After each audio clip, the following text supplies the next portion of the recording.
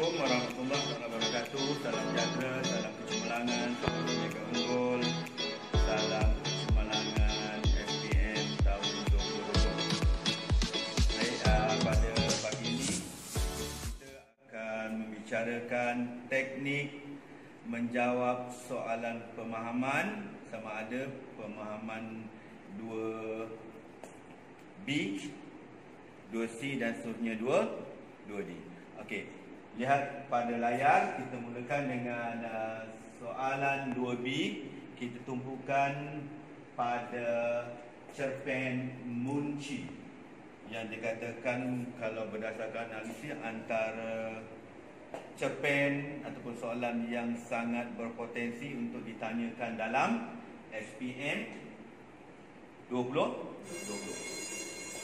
Okey, ini antara petikan yang kita ambil yang terdapat dalam modul Ujana Inspirasi SPM, Inspirasi Apply SPM. Okey, kita perhatikan soalan. Okey, soalan yang pertama, 2 markah. Nyatakan pesanan-pesanan bonda kepada Mel. Kalau kita perhatikan, 2 markah bermaksud di sini mesti 2 jawapan, iaitu berdasarkan kata kunci sini ialah pesanan. Mesti ada 2 pesanan. Kerana sini 2 jawapan. Kerana lembaga menyatakan bahawa untuk mendapatkan 2 markah yang dikotakan itu, mestilah bilangan isinya setara dengan markah. Jadi 2. Kita perhatikan, kita tengok yang tadi. Jawapan di mana? Mel, buku-buku ini hazanah nenek moyang kita. Di kota nanti carilah seorang sahabat lama bonda bernama Munshi. Hadiahkan buku ini kepadanya kerana masih bernilai, kerana masih ada nilainya di kota sana. Okey. Kat sini ada 2 yang kita tengok.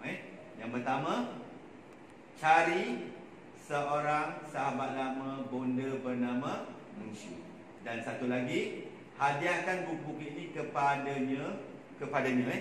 Okey, yang ini kalau kita tak tulis tak apa. Ini ialah huraiannya.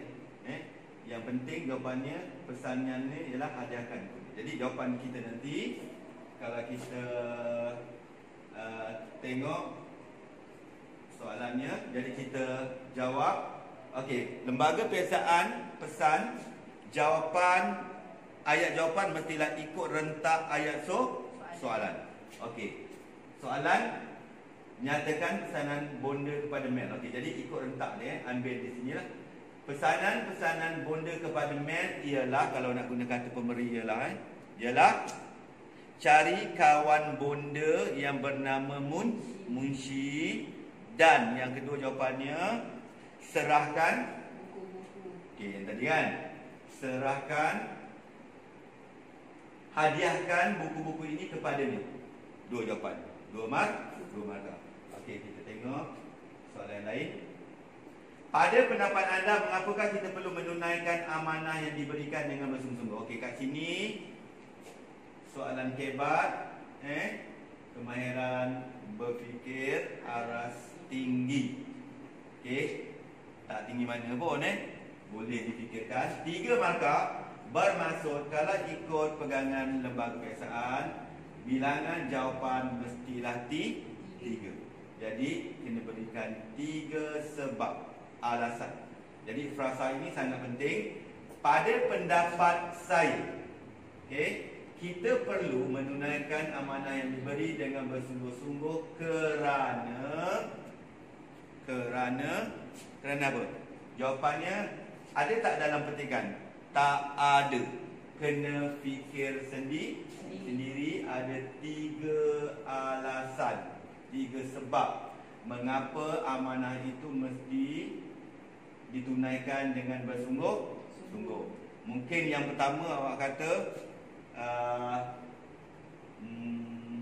amanah yang diserahkan kepada kita itu mesti diberikan bersungguh-sungguh supaya orang akan mempercayakan kita.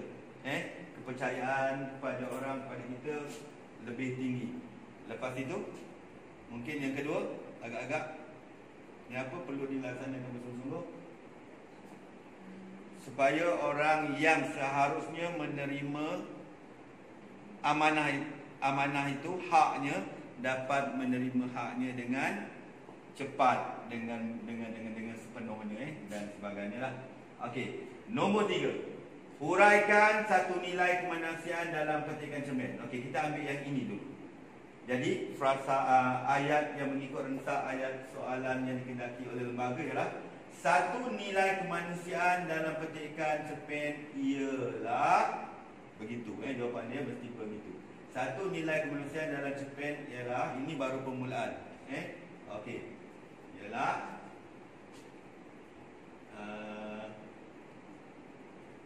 kita katakanlah kita satu nilai kemanusiaan dalam petikan cerpen ialah, kita jumpa tadi dalam cerpen tu apa?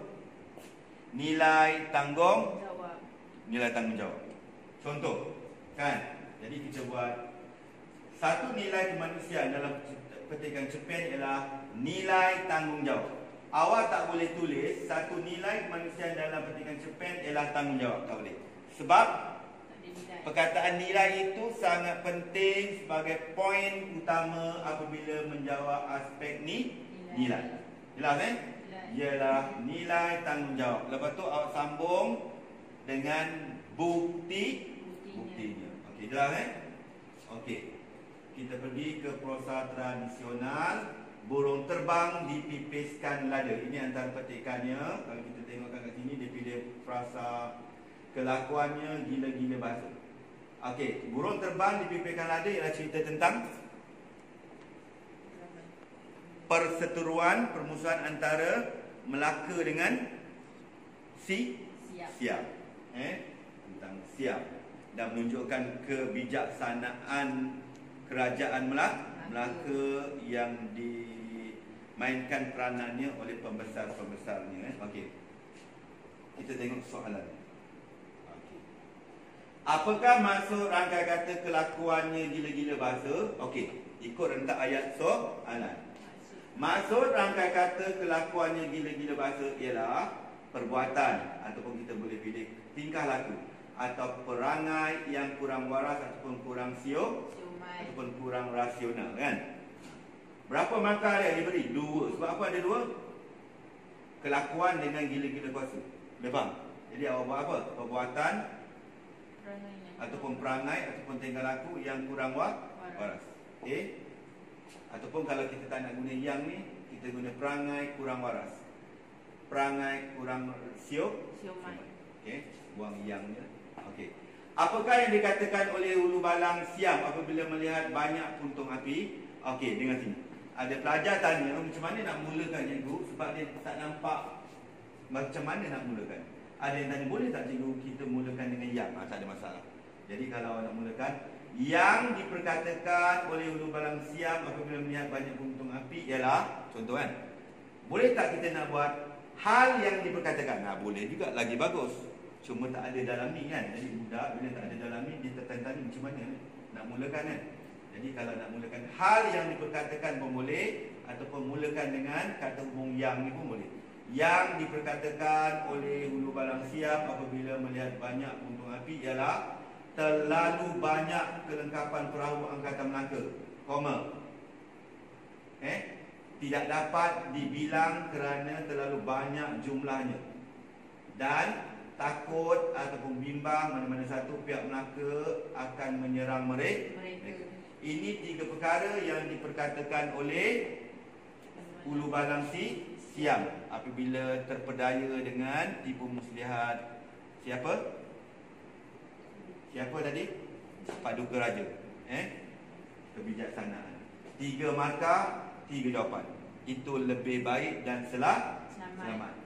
Dan jawapan ini ada di dalam petikan. Pada pendapat anda, okey, kita mulakan dengan pada pendapat saya, kesan buruk jika berlakunya peperangan dan sebuah negara ialah, okey, kita boleh senaraikan, tak payah tulis ayat baru, buat dalam ayat majmuk. Harta benda musnah, banyak nyawa terkorban. Senarainya lah kalau kita nak pilih, kehidupan menjadi kucak-kacir dan ekonomi terjejas. 3 markah, 3 jawapan. Jelas? Jelas. Okey, kita pergi ke soalan 2D puisi. Sejadah Rindu yang dikatakan antara puisi yang sangat potensi untuk dijadikan sebagai soalan BM-SPM 2020. Okey, kita tengok. Soalan 1 Berdasarkan rangkap pertama saja, apakah yang dilakukan oleh penyajak? Okey. Penyajak, kalau kita tengok, okey, ini dia contoh dia, 2 markah, maksudnya jawapannya 2. Terkedu aku di sejadah rindu, mengungkap kalimah syahdu, bait bicara tersentuh kalbu, merekah keinsafan di hati yang beku, mengenang dosaku yang terdahulu. Dia nak tengok apa yang dilakukan. Pertama, dia terkedu. Terkedu bermaksud dia termenung, terdiam, terpaku. Okey. Dia berasa insaf. Dan kita boleh katakan mengenang dosa yang lalu terdahulu, maksud dia terfikir ataupun memikirkan dosa-dosa ataupun kesalahannya yang terdahulu. Jadi kalau kita nak buat jawapan, berdasarkan rangkap pertama saja, hal ataupun perkara ataupun terus kita guna yang dilakukan oleh penyajak ialah termenung di atas sejadah dan mengenang dosa-dosanya yang terdahulu yang sebelum ini pernah dilakukan. Keinsafan amat penting untuk mengubah kehidupan seseorang. Pada pendapat anda, kita tukar terus ya. Pada pendapat saya, sikap menginsafi diri dan kesalahan perlu dilakukan dengan segera supaya ataupun agar, kerana, biasanya boleh guna benda betul lah, kata hubung kerana apa? Agak-agak apa kita, sebab kita kena insaf, taubat dengan cepat supaya kita tidak akan mengulangi kesilapan yang sama secara berterus-terusan. Yang kedua, dia nak 3 ni. Kalau yang kedua apa agak? Kena cepat supaya tidak terlambat. Tidak terlambat insaf ataupun bertaubat, kerana kita tidak tahu hayat kita sampai bila kan. Yang ketiga, mungkin akan dapat kepercayaan oleh anggota masyarakat kepada diri kita. Kita dah dipandang apa? Dah dipandang negatif, tapi apabila kita berubah, kita taubat, kita insaf, kita baiki diri, jadi akhirnya kita akan dapat dipandang, dipercayai, diyakini oleh, diterima balik oleh masyarakat. Okey. Uraikan satu pengajaran. Okey, jadi kita akan mulakan. Satu pengajaran yang terdapat dalam rangkap pertama ialah, katalah budak tulis macam ni, urai satu pengajaran yang terdapat dalam rangkap pertama ialah insaf akan dosa yang lalu. Jawapan dia berapa markah dapat? Kalau buat pernyataan MC menjawab aspek pengajaran, awak akan dapat kosong kerana awak tak gunakan frasa yang betul. Patutnya awak tulis satu pengajaran yang terdapat dalam rangkap pertama ialah kita, frasa yang tu, kita hendaklah sentiasa menginsafi diri sendiri. Contohlah kan.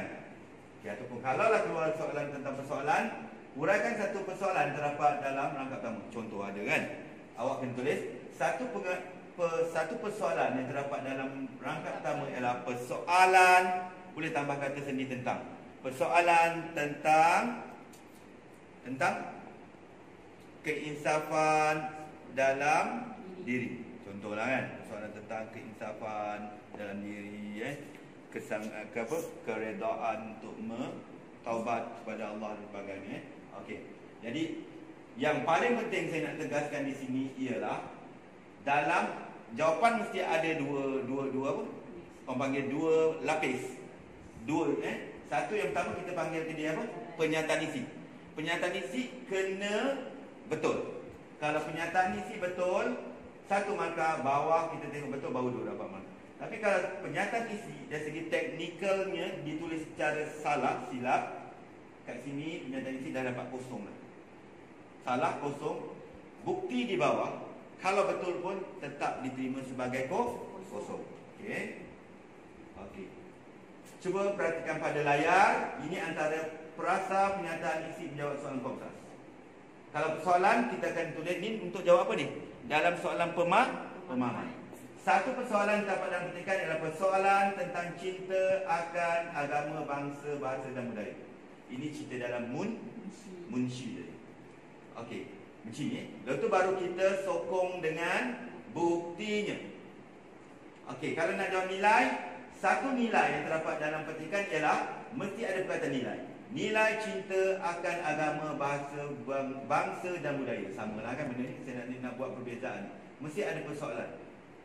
Kalau pengajaran, satu pengajaran yang terdapat dalam petikan ialah kita hendaklah cinta akan ataupun mencintai bangsa, agama, bahasa dan budaya. Ini frasa yang ada, yang perlu digunakan apabila ditanyakan dalam soalan pemahaman 2B, 2D. Okey, saya tak sebut 2C. 2C ialah prosa tradisional. Kalau kamu perhatikan, kamu teliti, tak ada pun dalam soalan 2C, iaitu soalan prosa tradisional, yang bertanyakan tentang soalan yang berkaitan aspek komsas. Tak ada pun ditanya persoalan nilai pengajaran. Yang semua tu ada 3 ni. Ada tak ada gaya bahasa, semua tak ada. Yang ada 3 saja. Kat mana kita nak bersedia persoalan nilai dan pengajaran ni? Soalan 2D, 2B, cerpen atau drama, dan 2D, puisi. 2C tak ada pun ditanya persoalan nilai pengajaran. Jadi tugasan awak, persediaan awak semakin mudahlah untuk mengabaikan aspek komsas ini untuk soalan prosa tradisional. Yang ditanya dalam mana? 2B. Apa dia 2B? Prosa moden, sama ada cerpen ataupun drama. Dan 2D, puisi. Tak kisahlah, sajak ke gurindam. Itu ada 3 ni. Soalan 2C, prosa tradisional, tidak ada. Jelas? Jelas. Okey. Itu saja daripada saya pada kali ini dalam PDPC saya, PDPC kita. Semoga kamu faham dan buat persiapan yang secukupnya, sebaik-baiknya untuk menjawab soalan-soalan dalam pengisian percubaan pada 4 hari bulan Oktober nanti. Dan sebagai pengukuhan, bolehlah kamu perhatikan soalan-soalan yang terdapat dalam MAS A+ dan juga MOU, modul ujian inspirasi A+ SPM. Kerana semua soalan-soalan berkaitan dengan Munshi dan sebagainya yang kita bicarakan tadi ada di dalam bahan tersebut. Okey, itu saja daripada saya. Assalamualaikum warahmatullahi wabarakatuh.